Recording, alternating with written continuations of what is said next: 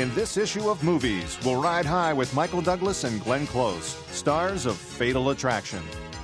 A terrifying tale of the darker side of love. We'll visit China's Forbidden City with the cast and crew of Bernardo Bertolucci's epic motion picture, The Last Emperor. You'll experience the terrifying special effects of Clive Barker's disturbingly dark horror thriller, Hellraiser. And go behind the scenes with Andrew McCarthy, Robert Downey, and Jamie Gertz to find that life in LA's fast lane adds up to less than zero. We'll get up close with that cute and cuddly canine star, Benji, in his latest adventure, Benji the Hunted. Word has it that Robert Downey and Molly Ringwald are quite a pair in The Pickup Artist. And that there's no parole from the horrors locked behind bars in prison. You'll meet Amanda Peterson, the glamorous young star of the hit comedy, Can't Buy Me Love. James Woods and Brian Dennehy turn the pages of suspense and intrigue in the hard-hitting suspense thriller, Bestseller. Diane Keaton gets a crash course in motherhood in the side-splitting comedy, Baby Boom. We'll meet one of Hollywood's hottest special effects makeup artists, John Buechler, and visit his Los Angeles-based studio to get an inside look at some of the horrors he creates and learn some of filmmaking's best-kept secrets. All this and more as Movies brings you what's happening today and tomorrow.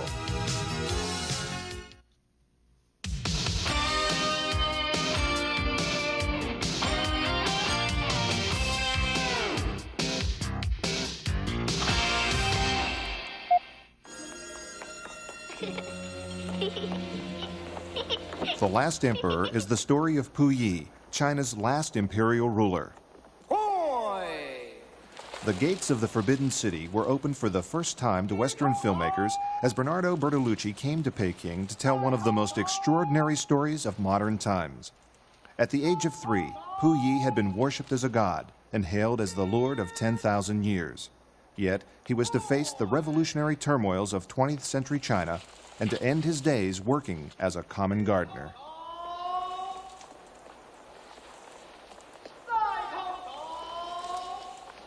Doing the story of Puyi, the last emperor, I felt that I was doing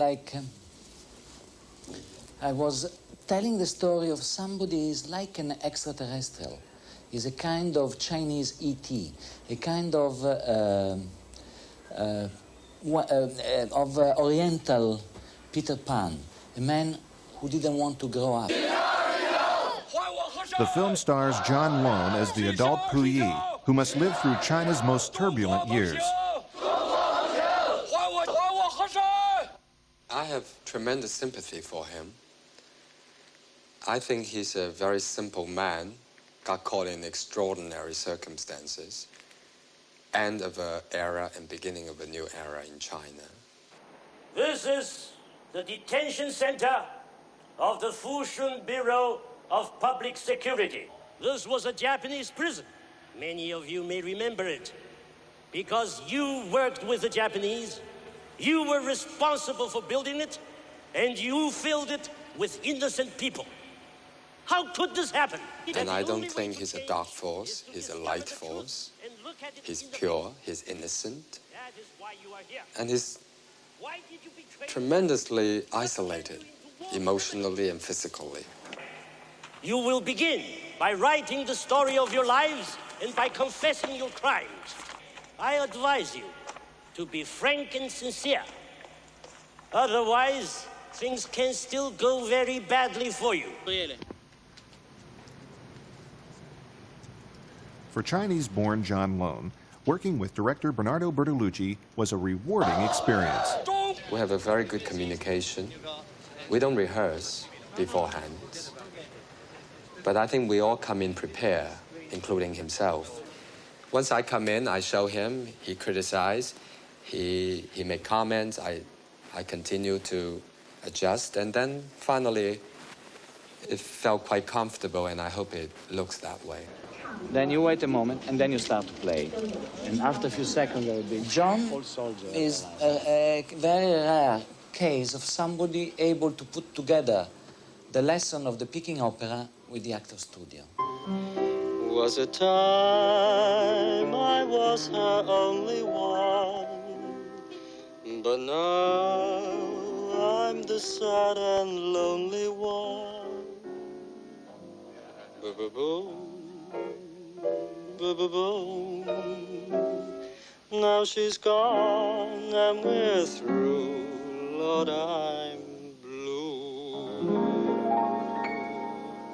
Very good.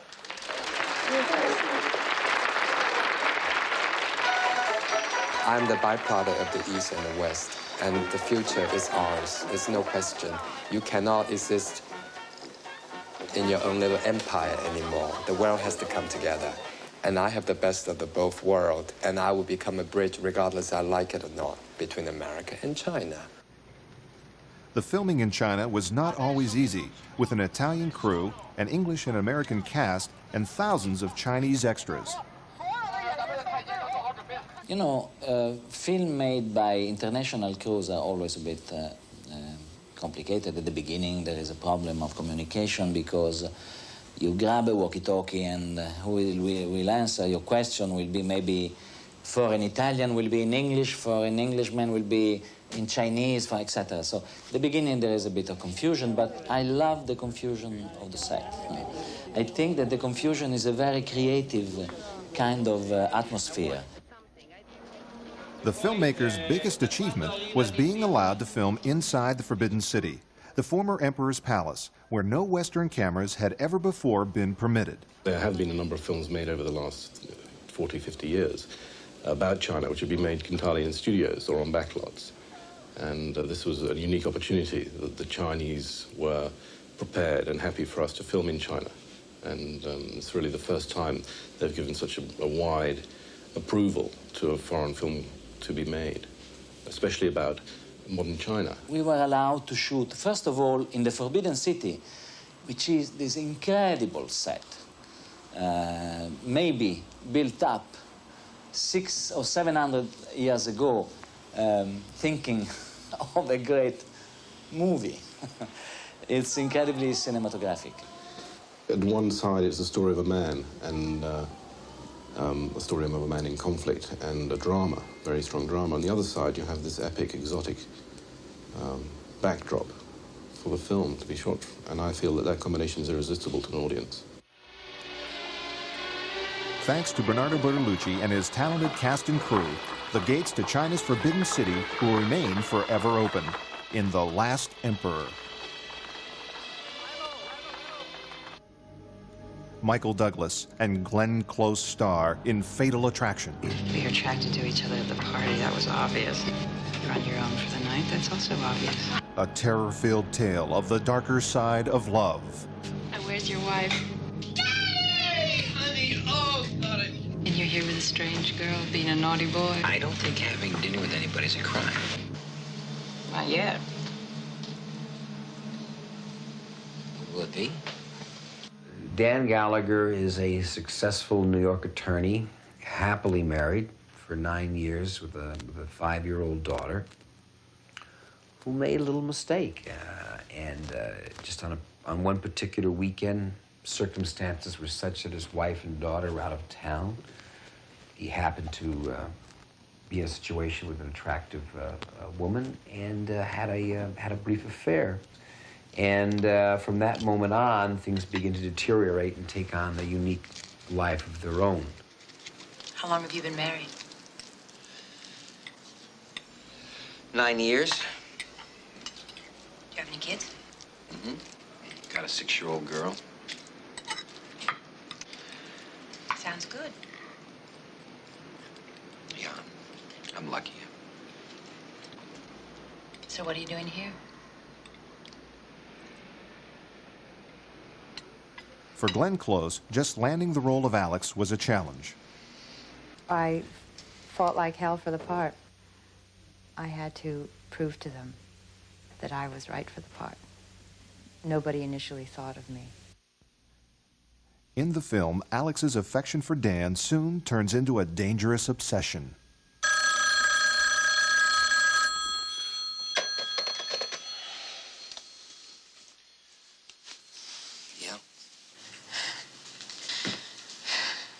If you refuse to take my phone calls at the office, you leave me no choice. It's 2 o'clock in the morning here. Can't this wait till tomorrow morning? Oh, is it awkward for you to talk? You could say that, you know. I think the bottom line is that she's very much a victim. Well, I don't have The repercussions of that are her behavior. No, meet me in front of the Robinson Hart building tomorrow, 6 o'clock. Don't disappoint me. Be there.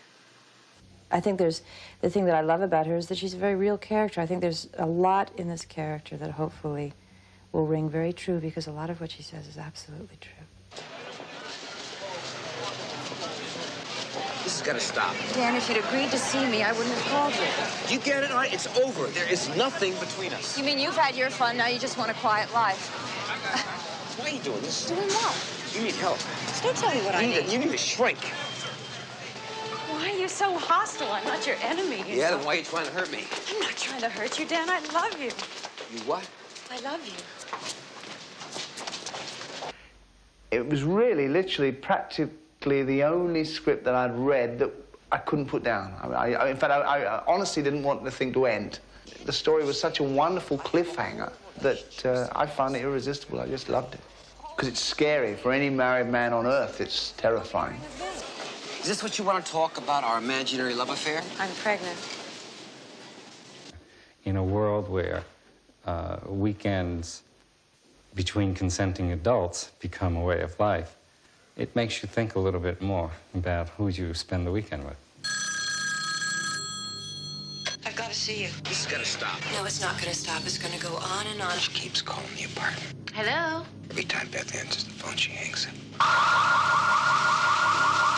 I'm scared, Jimmy. You play fair with me? Do you have an affair with her? I'll play fair with you. I don't want to lose my family. How could you do that? Now, you're scared of me, aren't you? You're afraid. Gutless, heartless, spineless. If you ever come near my family again, I'll kill you. You understand? Daddy! I'm not going to be ignored. Alicia, where's Ellen? She's gone. Call the police. Whatever resentment she's feeling, she's probably got it out of her system. What if she didn't get it out of her system? What then? I guess you thought you'd get away with it. Well, you can't.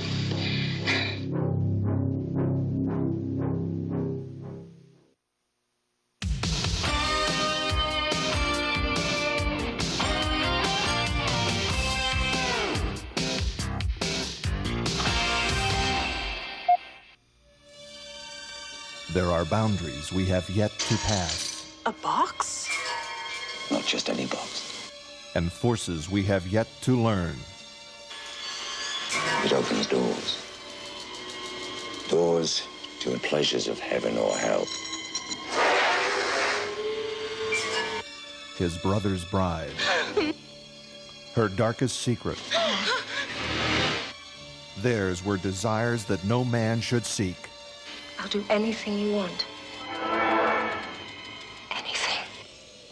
From award-winning author Clive Barker comes Hellraiser. Julia! The blood brought me back. I need more. A film that takes you to the limits of horror and then takes you beyond. Every drop of blood you spill puts more flesh on my bones. It's about a man who does a deal with forces of darkness in pursuit of the ultimate experience, the ultimate physical, sensual experience, and gets torn apart for his troubles. I thought I'd gone to the limits. I hadn't. The Cenobites gave me an experience beyond the limits. Pain and pleasure, indivisible. The Cenobites are the creatures which pursue the movie's anti-hero Frank Cotton from the depths of hell into the real world. They are ageless experts in the art of refined pleasure and even more refined pain. Explorers in the further regions of experience. Demons to some, angels to others.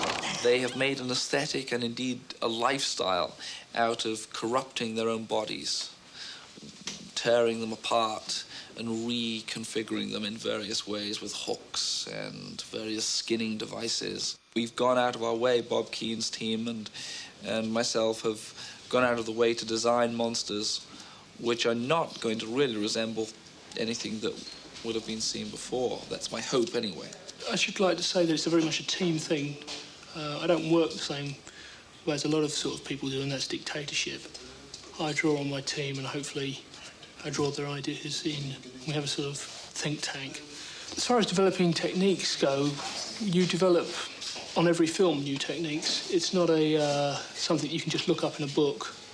How do you make someone's corpse strip down the flesh, and how do you make someone walk around with no bones? The role of Julia Cotton, mistress of the dead Frank, who must kill to return him to this world, is played by British actress Claire Higgins. I think the women will have a lot of sympathy. I'm not so sure about the men. I mean, the reaction I've had from people on set, for instance, after they'd seen the rushes of the killings, I mean, nobody would speak to me. But it was because a woman was doing it, basically. And I think all the women in the audience would be going, absolutely, yes. The men might be locking up the tool sheds. Andrew Robinson, known to cinema audiences everywhere for his portrayal of Scorpio in Dirty Harry, stars in Hellraiser in a dual role, seen first as Julia's mild-mannered husband Larry, and later as his psychotic brother Frank. I think the movie is unique within the genre. I think the images, especially the images of horror and the monstrous images, are unlike anything anybody's seen. And I think it'll be a really interesting film. It'll be a fascinating, almost like bizarrely fascinating film. Newcomer Ashley Lawrence plays Larry Cotton's daughter Kirsty, who sets out to discover the mystery which is enveloping her family. It's not just a slice-up movie. This film is, it's deeper than that. It's not just in it for the gore. There's a lot of human interest going on. It's okay, baby. Julia told me everything. Oh, no. See, your brother Frank is upstairs. He's upstairs and he's trying to kill you. He's gonna kill you. Now, wait. Whatever Frank did was unspeakable. It's unspeakable. This is my first picture, so I trust a lot, and I'm really confident with Clive's work, so I'm allowed to let go. And then I just am myself, pretty much. We have such sights to show you. There are going to be moments when the audience is going to be stunned by the elegance and the beauty of the image at the same time as being appalled by the subject matter. And that's a very interesting tension and paradox. My feeling about this film, okay, my gut feeling, is that there's going to be no middle ground. People are going to loathe and despise this movie, or they are going to go out of their minds about it. But who the hell knows? I mean, it may pass like two ships in the night. Or we may be run out of town. This may be the end of my career. The days when I was working with Oliver Smith, who plays Frank in a skin, I couldn't eat lunch for 2 days. For me, that is serious. I think those like me who have weak stomachs will find it quite appalling. I think they will be horrified.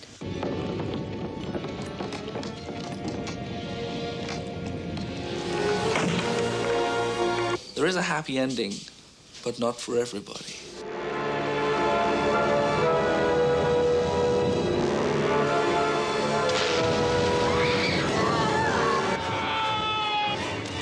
Give me that box! Give me the box!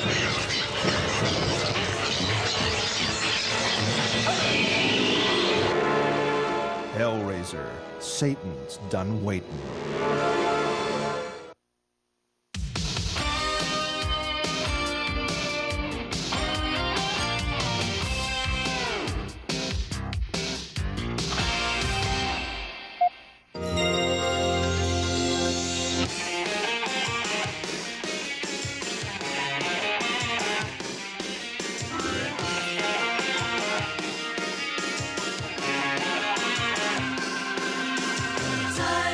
time, time to see what's become of me.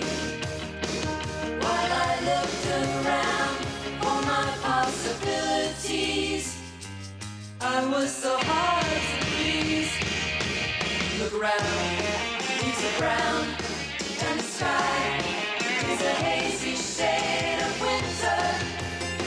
In the Salvation Army van, down by the riverside is bound to be a better ride than what you've got planned. Carry your cup in your hand. Look around, leaves are brown, and the sky is a hazy shade of winter. On the surface, Los Angeles seems like a glamorous world of fashionable clubs, expensive cars, million-dollar homes, and unlimited freedom. But for Andrew McCarthy, Robert Downey, and Jamie Gertz, life in the fast lane adds up to less than zero. LA is a hard place to leave. It can be very seductive, very seducing. It's beautiful out. Everyone is very attractive. Things are nice.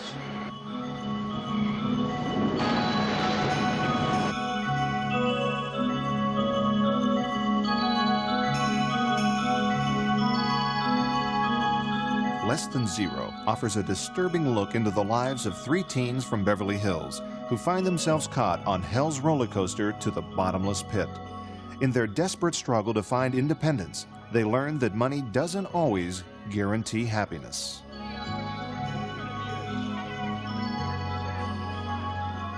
Looks like you could use a little Christmas cheer. Come on. Play. Old habits never die, they just hibernate. Old dealers? You go to jail, right? Play handball with the Wall Street guys? You're dealing with kids who are privileged, who have what a lot of people worldwide consider to be the American dream. They have wealth, they have money, they have status within their environment. I think it's interesting and quite fascinating to look at that dream and find out that it's not what you think it was. Recreating the world of unlimited extravagance one finds in Beverly Hills was a challenge that Less Than Zero's director, Marek Keniewska, tackled with director of photography Edward Lockman, production designer Barbara Ling, and art director Stephen Rice. In this particular house, I mean, the idea is how ridiculously elaborate can you make it? Because these kids don't really have any limits as far as monetarily of what they're given. They have limits on the amount of parental guidance and time with parents, but money is what's always thrown at them as the balance. Time, see what's become of me. The whole idea of having property as large as this covered in snow for a Christmas party in Beverly Hills, it just shows how ridiculous it is. I mean, the party is just as much, I think, for the father that throws it for his daughter to show how elaborate he can be as for the child. I think you can ask anyone. You can ask someone from the lowest, percentile income in the nation. I mean, if they're going to feel bad for someone who has, what is it all? I mean, is it all, a Porsche and a big house and, big family functions and a bunch of Versace wear every birthday? Or is it happiness, simple, outright happiness? Or even not, complete happiness, but at least a good sense of who you are and what you're doing. Look around, grass is high, feels alright. It's the springtime of my life. Stuck in a dizzying world of lavish parties can have its downside. For the character of Blair Kennedy, lack of direction threatens to destroy her life. When it's so cushy around you, there's no fire under your ass to say, go ahead, earn your own, do your own thing. And that's what a lot of people get caught up in here. They don't have the incentive or the initiative to go out and do it on their own. You happy? Yeah, sure. You don't look happy. But do I look good? Always. Finally, the filmmakers interviewed hundreds of extras to populate the party. They were surprised to find that life and art were uncomfortably close. We met a lot of kids from this world, here in Los Angeles and New York, in Chicago. And the story was the same. The story was really parents not around, parents not talking to them, parents not relating to them. But more than just a generational gap, it was people physically not being there.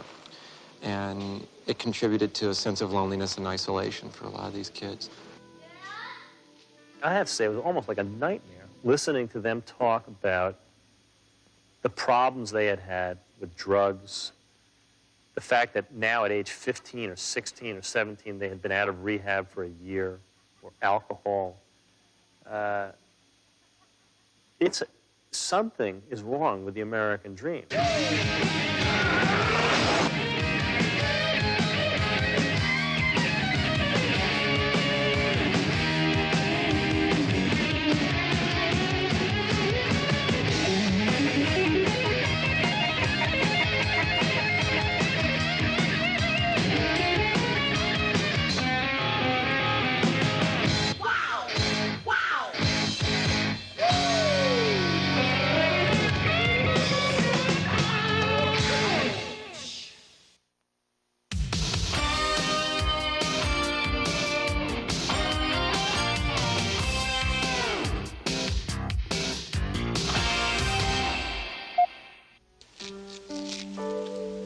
There's never been a motion picture quite like it before.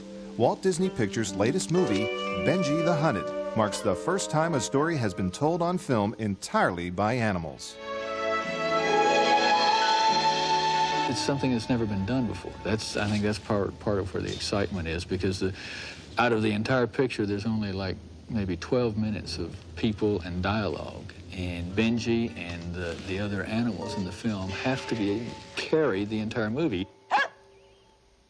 Working without people was no problem for Benji, sometimes called the Laurence Olivier of dogdom. Benji has carved a canine career for himself with a string of multi-million-dollar box office successes, along with a permanent place in the Animal Actors Hall of Fame. And to top it all off, Benji actually started in show business as a child prodigy. This dog was making for the love of Benji when it was 11 months old. But Benji has a different temperament, and Benji enjoys it. And Benji understands what he's doing. Benji understands acting. He is a dog, and he's an actor, and he understands it, and he's an incredible specimen, actually, and he's a terrific friend. In Benji the Hunted, Benji encounters the dangers of the woods as the story finds this canine star lost in the wilderness, surrounded by his natural enemies. We had to start by teaching these animals that they weren't mortal enemies so that they would work safely together in the same shot, and then ask them to play as though they were mortal enemies, which is the part they have in the picture. And so we had some confused animals from time to time. Whether he is defending baby cougars from dangerous wild animals or romancing a lady, Benji has proven he's a star. Everybody has had a dog something like Benji.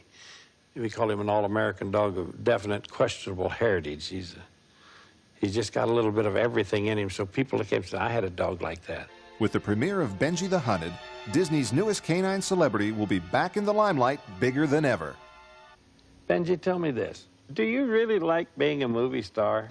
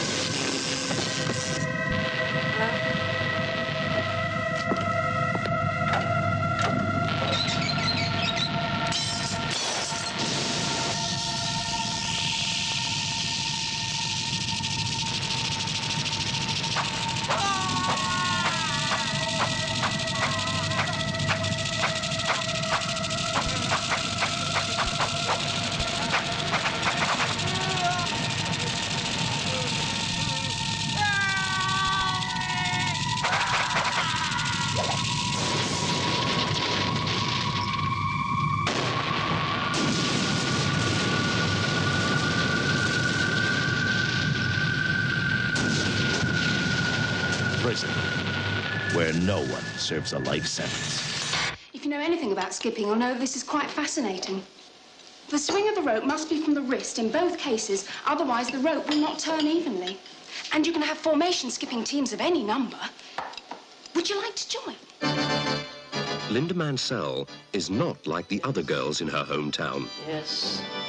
Look what you've done to my hair. Oh, shut up, you silly fat cow. You can always wear a hat.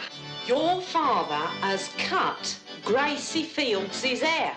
How about that, then? She wants a bit more from life. 2 cod 4, a cod 6. What else? A place and 6, 2 3s, 3 4s, and a couple of 6s. All with crispy bits. Please? Please. She's sweet 16 and never been kissed. You're fired! Oh, he's only showing them my new knickers, Mr. Figgis. Look! But all that's about to change. There's something wrong with you, Michael. I'm blooming bored. Language? I'm ashamed of her, Doctor. She's an embarrassment. My first word was bum.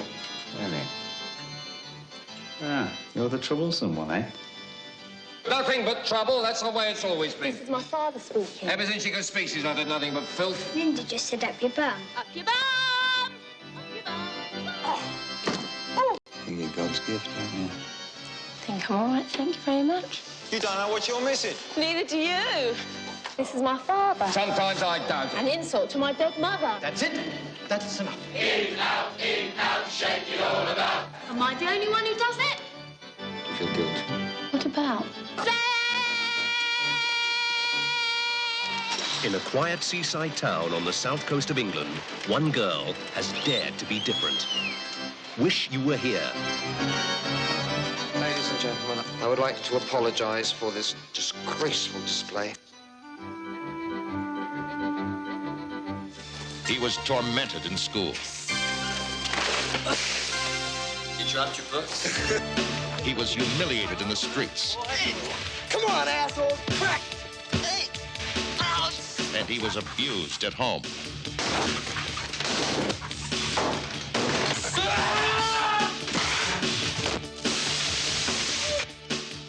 Then one day, he got his hands on the most powerful weapon in the world. The crate actually contained an AMP-type device. Oh, what is this AMP device? An antimatter pistol, sir. You have no idea how dangerous I am. I am really dangerous. And things were never quite the same again.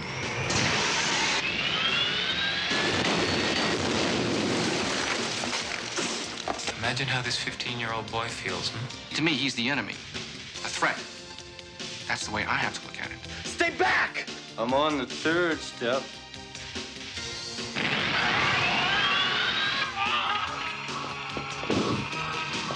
Is that you, Zeke Robinson? Damn it, boy, what you gone and done now?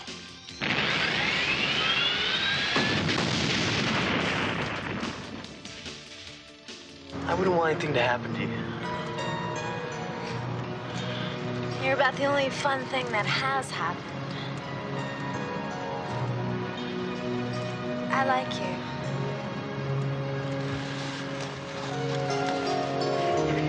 We're talking about a kid here. We're talking about a 15-year-old boy.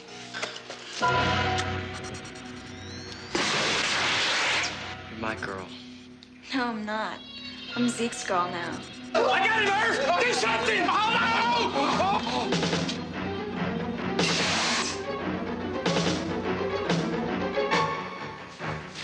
All right, take him out. Take him out. Those are my orders. All right, let's go!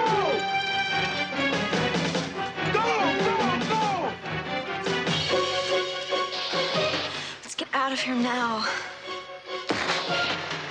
What the hell is that? Put the gun down. It's gonna be all right. I can't ever go back. I know that kid, and there's no way you're gonna talk him down. Come on, where are you? Wait, put the gun down! Fire! Fire. Get at the gun! Deadly weapon. The most dangerous person he had to face was himself. Hi, my name's Jack Jericho. Has anyone ever told you that you have the face of a Botticelli and the body of a Degas? No one who wasn't trying to pick me up. What's that? How kind, really. God, I love the way you said that. Hi. Did anyone ever tell you that you have the face of a Botticelli and the body of a Degas? I'm a 10th grade art teacher. Look, I must run, but let me assure you, this is only the beginning. Jack Jericho is a master in the art of meeting women. My name's Jack Jericho. Jack Jericho. Jack Jericho. You said that already. That's right, I did. Now, this artist This bud's for you. is about to meet his match. Can I ask you a very personal question? Did anyone ever tell you? That I have the face of a Botticelli. Think of something original. Some guy used it on me this morning. You're the most lovely, luminous, radiant, exotic, erotic woman I've ever met. He's shy. Jack, I have to want you to act this way. You do? I don't. You will? I won't. You can't lose this girl. Molly Ringwald, Has anyone ever told you that you have crazy taste in women? Robert Downey, I'm romantic. the pickup artist.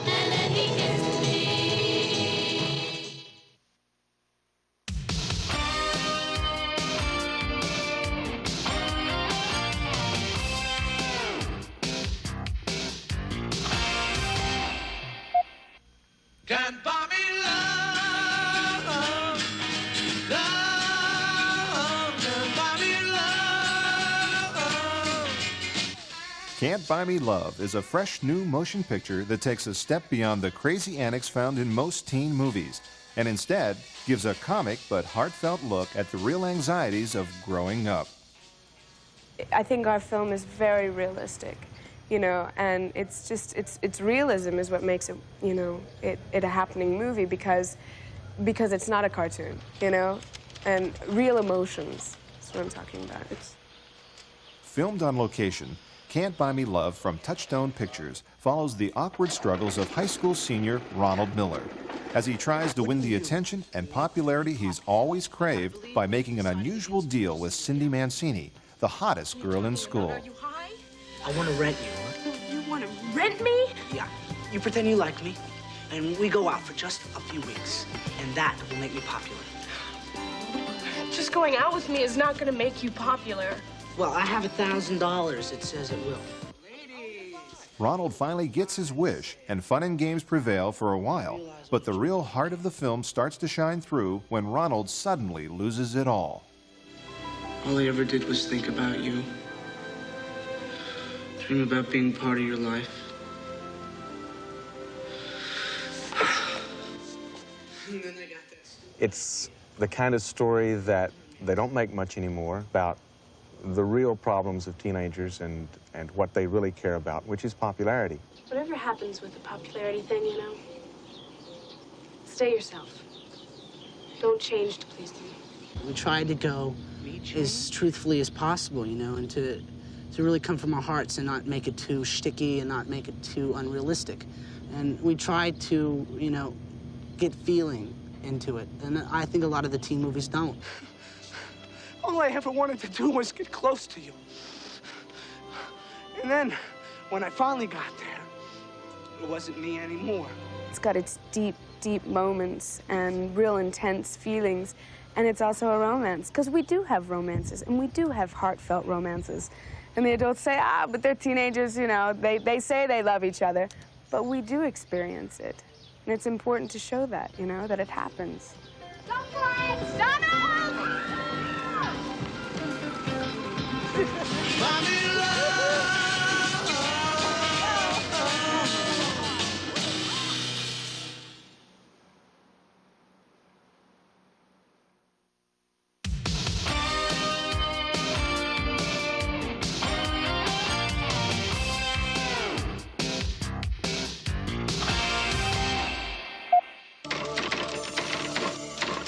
Through the kitchen window. It was a hot night, the window was open. I had to hold up until 11 when the old man took his bath. The bathroom is a natural place for an accident to happen. I wanted something more than I had. I wanted respect. We have an natural bond, you and I. No, we don't have anything in common. I don't have anything in common with you.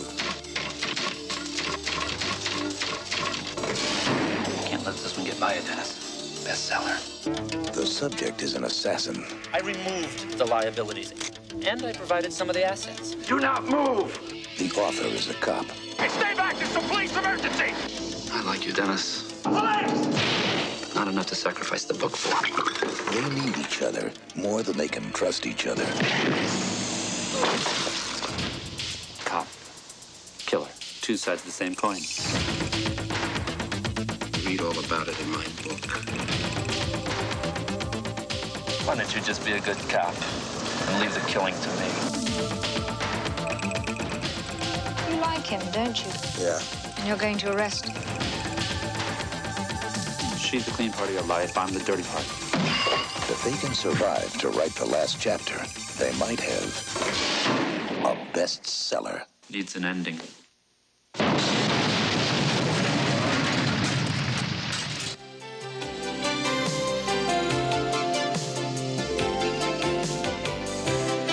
At the center of the stage lies a place of dreams, She must be so light, like a cloud.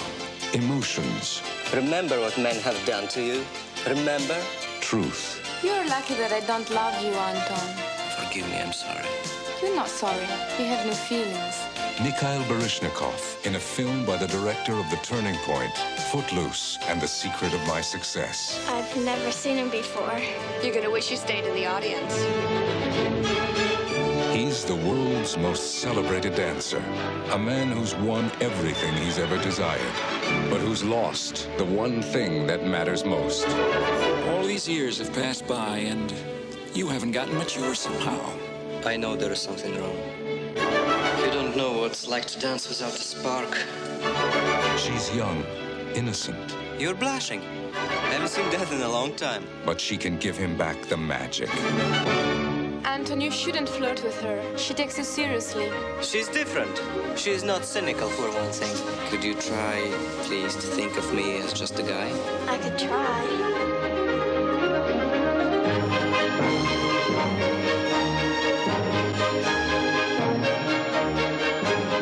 They are lovers, they are dreamers, they are people, they are dancers. You made me cry. Sorry that you... I'm not. I just meant that if I could mean something to you, I would love you.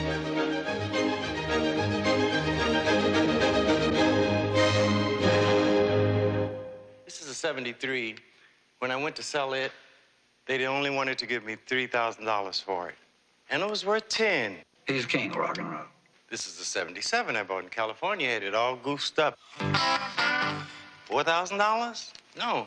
He's really laid the law down for playing that kind of music. None of them wanted to give me what I wanted for it. So they said here, I'll let them set 20 years. And then I'll sell them to you for $50,000. The whole world knows the music. Nobody knows the man. Even am, because I said it. That's my am. Let's get how it sound on the film, baby. Them that's the way Chuck Berry plays it. You gotta live with it afterwards. I've been living for 60 years with it.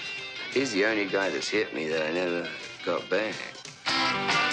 You was black. Tell him again. Will you tell him, man, again? You was black, and they didn't want that black image over the kids. What kids? What kids? They didn't want the white kids looking up at this big old greasy black guy. They want their kids to see a little smooth white boy looking pretty and on duty and looking Rudy.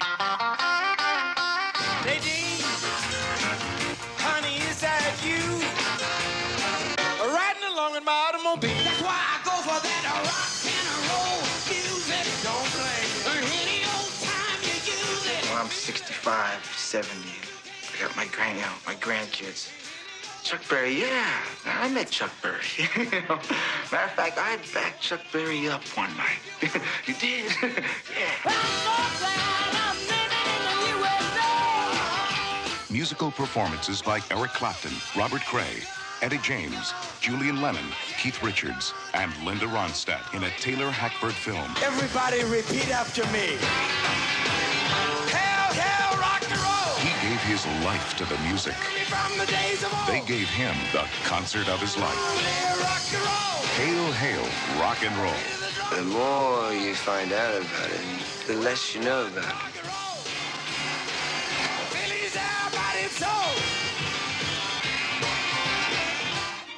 I need the P&Ls on Atlantic Overseas. I also need the latest ZBBs and PBBs. And Robin, I want you to get me the CEO of IBC ASAP.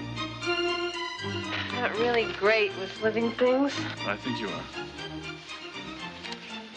Going to make love? Are you telling me that I inherited a baby from a cousin I hadn't seen since 1954?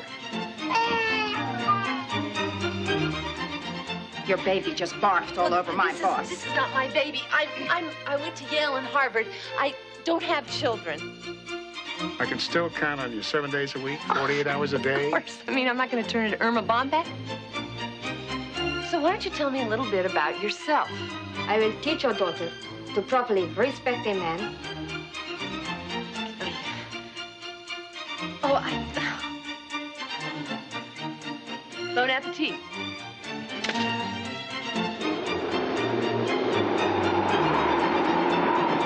I just want to turn on the faucet and have water.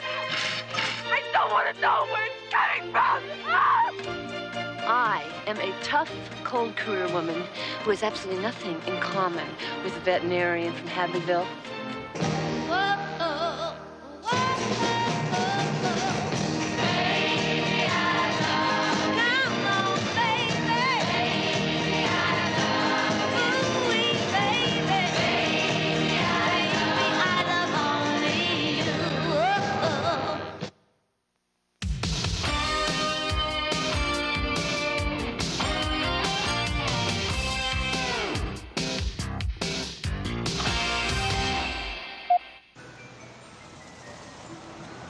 Behind the unassuming walls of this Los Angeles warehouse lies some of the most horrifying and realistic creatures ever to grace the silver screen. The man responsible for these living nightmares is John Buechler, special effects makeup artist and owner of MMI, Mechanical and Makeup Imageries. With such classic horror films as Reanimator, Ghoulies, and From Beyond to his credit, Buechler has become one of the most sought-after effects artists in Hollywood today. Special makeup effects, unlike other effects industries, are perhaps the most difficult to create in motion pictures. You have to build everything from the ground up. You have to design it on paper, you have to make a clay sculpture, you have to make a mold of it. Everything is done to extreme precision. Not only is it built to extreme precision, but it must be shot with extreme precision. We are at the moment working on 16 pictures. Not all of them are shooting, 3 are shooting. I have 12 on-staff core employees who work with me consistently on every picture. One of my top people, if not my top person, is John Criswell, who is the shop foreman. He works on and designs many of the mechanical pieces that you see. He's a well-rounded effects person, and without him, without all of my staff, I could not work on this many things at once. Good stuff. With so many spectacular effects to choose from, Buechler's personal favorite comes from the lighthearted fantasy film Troll. Turning Sonny Bono into a swamp is my favorite special effect. Now, I didn't do that by myself. I did the makeup effects element of it, and Jim Apparel did the stop motion segment of it. What we had was a little troll punching Sonny Bono in the arm with a magic ring. His arm swells up, he starts to swell up, he turns green, he turns into what looks like an avocado. The avocado pops open, and on the inside of it are rocks and trees and birds and vines and leaves, and it covers up the entire living room and turns the entire environment into a forest swamp. And that was fun. That's my favorite, I think. When producers of Reanimator decided to expand the effects portion of the film, they called upon John Buechler and his talented crew to come up with an eye-popping opening sequence.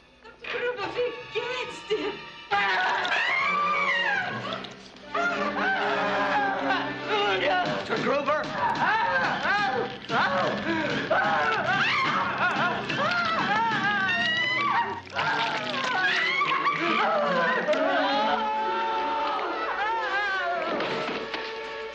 Based on the work done for Reanimator, director Stuart Gordon asked Buechler to work on his next film, the science fiction horror classic From Beyond. You killed him. No, I did not.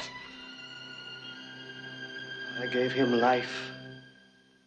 On From Beyond, there were 4 special makeup effects houses involved in generating the effects required for that picture. That was a godsend to me, because it was at best one of the most ambitious motion pictures, certainly for the money, that I think anyone has ever worked on. We had to transform people into things that you have never seen before. I think the makeup effects element of that picture are truly outstanding. I think it's a milestone. Humans are such easy prey. The concept of having 4 houses work together as a team, I don't think is very unusual at all. When you analyze the community that comprises the Special Makeup Effects League, we are a family. We are people who know each other. We are people who have mutual respect for each other's work. If we discover something, we share it, because the commonly held belief is if you keep it a secret to yourselves, the industry will never grow. It'll never get better. And the reason why there are great strides in the industry right now are because the people within it are constantly experimenting, constantly improving, and building on what another person has done and taking that a step further. All right. Come and get me, unit! This time I'm not running away!